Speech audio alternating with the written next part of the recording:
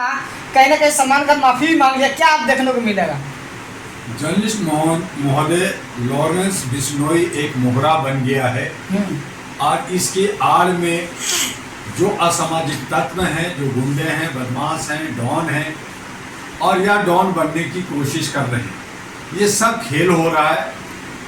मुझे तो डाउट है कि कहीं लॉरेंस बिश्नोई जेल में है या घर से बाहर है या जेल से बाहर है, ये कहना मुश्किल है।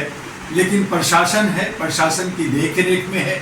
वहाँ संजय दत्त मिलने जाते हैं, जहाँ पे सलमान खान को कहा गया था और मैंने लगातार कह रहा था कि चूंकि ये समाज का मामला है, समाज जो है विधायिका से, न्यायपालिका से कहीं ऊपर होती है, तो समाज की मान और आदर रखते हुए उनके मंदिर जो फजलका में है, पंजाब और हरियाणा के बॉर्डर पे है, वहां जाकर करके सलमान खान को माफी मांग लेनी चाहिए। अभी सुनने में आया है एक दिन पहले ही कि उन्होंने सामूहिक रूप से कि हम गलती अगर जो भी है हम उसके लिए माफी चाहते हैं, तो उन्होंने माफी मांगी है। लेकिन अगर समाज के मंदिर में जाके अगर माफी मांगते तो एक तरह से उनकी आस्था का ठेस नहीं पहुंचता, किसी व्यक्ति विशेष से नहीं बल्कि समाज से माफी मांगी जाती। अगर माफी से चलेगा या कम न्यायालय से चलेगा? देखिए, कानून जो है हमारे देश का एक नहीं दो है। वीआईपी के लिए अलग है, गरीबों के लिए अलग है। आज लॉरेंस बिश्नोई जो 33 साल का यूथ जो 10 साल से जेल में है और उस पे कनाडा, अमेरिका, यूरोप से धमकियां आती है और कहा जाता है कि 7,000 इसके जो है पूरा नेटवर्क है, तो ये नेटवर्क पैदा कैसे हुआ? ये सवाल उठता है हमारे प्रशासन पे, ये सवाल उठता है हमारे कानून पे। और ऐसी सूरत पे कौन है सुरक्षित, कौन है जो जनता को रक्षा करेगा, सुरक्षा करेगा? आज ये सेलिब्रिटी की बात है, आज ये वीआईपी, एमपी और एमएलए की बात है, लेकिन आम नागरिक जो है जब पीसती है तो उसको पूछने वाला कौन है? तो सुरक्षा पे सवाल उठ रहा है, बार बार जो है विपक्ष भी मांगे उठा रहा है, तो आखिर किसके पनाह में पनप रहा है? ये पनाह जो है राजनीतिक के लोग जो है अपने रोटी सेकने के लिए, अपने वोट बैंक के लिए जात पात करके, नफरत पहुंचा करके, एक दूसरे कमेटी में गुट पैदा करके बिश्नोई समाज और मुसलमानों में झगड़ा करके एक उन्माद को पहुंचाना चाहते हैं। तो इस तरह से सरकार भी कहीं ना कहीं साथ दे रही है, प्रशासन भी कहीं ना कहीं साथ दे रही है। तो ये होना नहीं चाहिए लोकतंत्र में। और ऐसी सूरत में जो मुख्य मुद्दा होता है हमारा बेरोजगारी का मुद्दा है, हमारा सुरक्षा का मुद्दा है, हमारी महंगाई का मुद्दा है, हमारे नौजवानों के रोजगार का मुद्दा है, हमारे स्वास्थ्य और शिक्षा का मुद्दा है, इन मुद्दों से भटकाने के लिए ये तमाम नेता चुनाव से पहले ही, जब महाराष्ट्र और झारखंड का चुनाव है, कई राज्यों में उपचुनाव की जो पार्टियां हैं, यही लोग प्रचार प्रसार करके कभी ये कभी वो सत्ता में आ जाती है। बाकी जो 5,000 पार्टियां हैं, जो अच्छे सच्चे डॉक्टर्स, इंजीनियर, वकील और आईएएस, आईपीएस जर्नलिस्ट लोग हैं, वो बाहर नहीं आ पाते, या वो लोग जो है सत्ता के हिस्से में नहीं आ पाते। नतीजा है कि ढाक का 3 पात वही सारे लोग, वही कुकरमुत्ते हमारे देश के अंदर बर्बादी करते हैं। और ये गुंडागर्दी और ये जो लॉरेंस बिश्नोई का है, या सलमान खान का इशू है, या और भी इस तरह की जो हरकतें हो रही है। आज जब हमारा कश्मीर बहुत शांत था, चुनाव होने के बाद वहां पे जो है चूंकि सरकार बीजेपी की नहीं बनी है, वहां आतंक का जो है माहौल बन गया है। आए दिन जो है आतंकवादी अटैक कर रहे हैं, घुस रहे हैं, कौन आ रहा है, कौन जा रहा है, कौन घुस आ रहा है, तो ये कहना बहुत मुश्किल है। तो ऐसी हालत में ये राजनीतिक लोग जो गेम खेल रहे हैं, जो इस तरह का जो हरकतें कर रहे हैं, ये हमारे लोकतांत्रिक प्रक्रिया में और हमारे संविधान का ये धत्ता बताना है और हमें हमारी जनता को बेवकूफ बनाना है। एक अतीक अहमद है जो जिसको इनकाउंटर होता है, वो गाड़ी पलट जाती है, लेकिन वही जो है लॉरेंस बिश्नोई के लिए कुछ ऐसा होता नहीं है। मतलब कैसे? बिल्कुल सही कहा जर्नलिस्ट महोदय की, अतीक अहमद हो या अंसारी हो, उनको आप इनकाउंटर करके खत्म कर देते तो फिर गुंडा राज तो यूपी में खत्म हो जाना चाहिए था।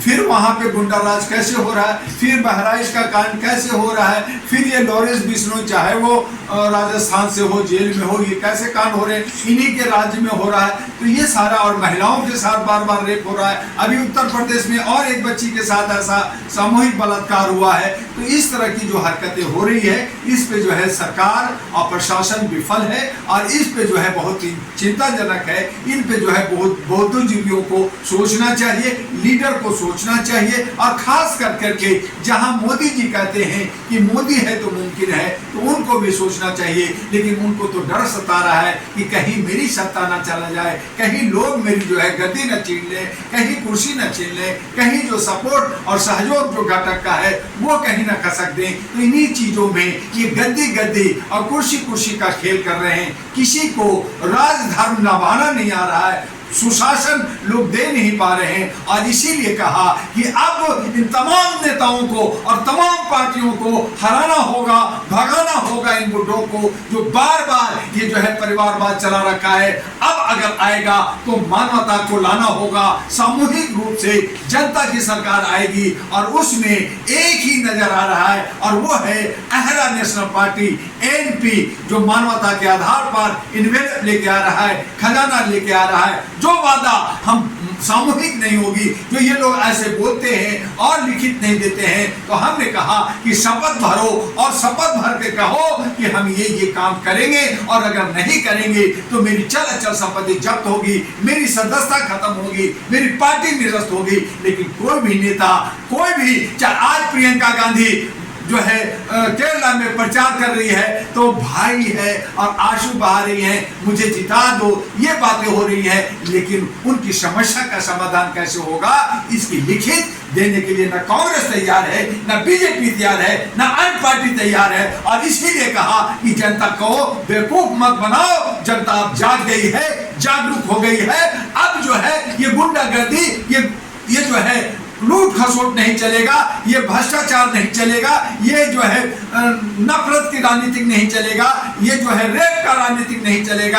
अब चलेगा तो विकास की राजनीतिक चलेगा, जो यूथ को देगा, जो हमारी नौकरी देने की बात थी 15 लाख देने की बात थी, हमारी सुरक्षा, हमारा जो है विकास और हमारी महंगाई पे रोक लगनी चाहिए, तभी हम आगे बढ़ेंगे। और ये सब वचनबद्ध हो रहा है और लिखित दे रहा है अहरा नेशनल पार्टी एनपी, जो अब दिल्ली के 70 विधानसभा में 70 महिलाओं को खड़ा कर करके ये एक नैरेटिव, एक सोच और एक आपको जो है नमूना पेश करेगा। दोहा जी लॉरेंस बिश्नोई को भगत सिंह से तुलना कर रहे हैं, सही है ये गलत? देखिए, इस तरह की हरकतें करना के जो है हमारा जो है मोदी जी जो है विष्णु के अवतार हैं, तो कभी कह देंगे योगी जी अवतार हैं, तब कहेंगे मैं सनातन ला रहा हूँ, कोई कहेगा मैं हिंदू ला रहा हूँ। एक क्रिमिनल, एक बदमाश जो 10 साल से जेल में लॉरेंस बिश्नोई है, आप उसको जो है भगत सिंह से, जो हमारे देश की आजादी के लिए कुर्बान हुआ, जो हमारे जो है देश को आजादी दिलाया, उससे अगर आप कंपैरिजन करेंगे तो ये बहुत ही भद्दा मजाक है और इसकी निंदा होनी चाहिए। लॉरेंस बिश्नोई पे कई तरह के केस हैं, उसको जो है आजीवन कारावास या फांसी होना चाहिए, जिसके आधार पे लोग आज बिगड़ रहे हैं। आज जो है नफरत की राजनीति में हिंदू मुस्लिम कर करके छोटे छोटे बच्चे भी कह रहे हैं कि लॉरेंस मुझे ठीक कह रहा है कि सलमान को मार देंगे, मैं मार दूंगा या मैं लॉरेंस बिश्नोई होऊंगा। तो ये जो है ये जनाक्रोश का द्योतक बन रहा है। देश के अंदर जो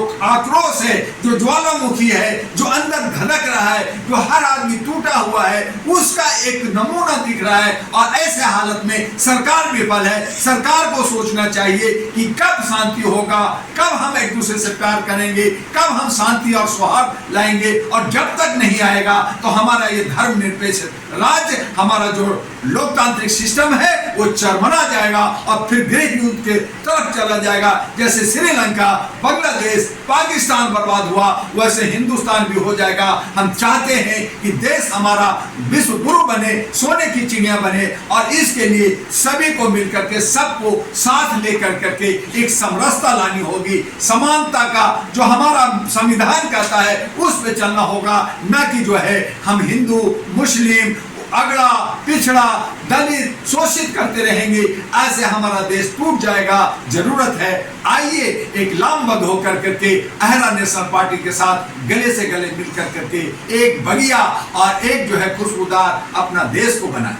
अरे ऐसे सभी पार्टी वादा करते हैं, केजरीवाल भी वादा किए थे, मोदी जी भी वादा किए थे 2 करोड़ नौकरी, क्या उसी तरह से आप भी वादा बिल्कुल कर रहे हैं? बिल्कुल सही कह रहे हैं जर्नलिस्ट महोदय, मैं आपकी इस बातों से सहमत हूं कि हर पार्टी वादा करती है, जुमलाबाजी करती है, झूठ बोलती है, और इसीलिए डॉक्टर दुआ का कहना है कि तुम शपथ भरो, रजिस्ट्री करो, सुप्रीम कोर्ट से लिख के दो कि अगर तुमने ऐसा नहीं किया तुम्हारी सदस्यता खत्म होगी, तुम्हारी चल अचल संपत्ति जब्त होगी, तुम्हारी पार्टी निरस्त होगी, बंद हो जाएगा। तो ये सारा लोग नहीं करते हैं, नतीजा है कि हम जो है उस हालत में टूटे हुए हैं और हमारी अधिकार का हनन हो रहा है। तो क्या लग रहा है लॉरेंस बिश्नोई को सजा जिस तरह से मिल रही है, वहीं से बोल रहा है कि उसको छोड़ देना चाहिए, अपराधी के मामला में उतना नहीं है।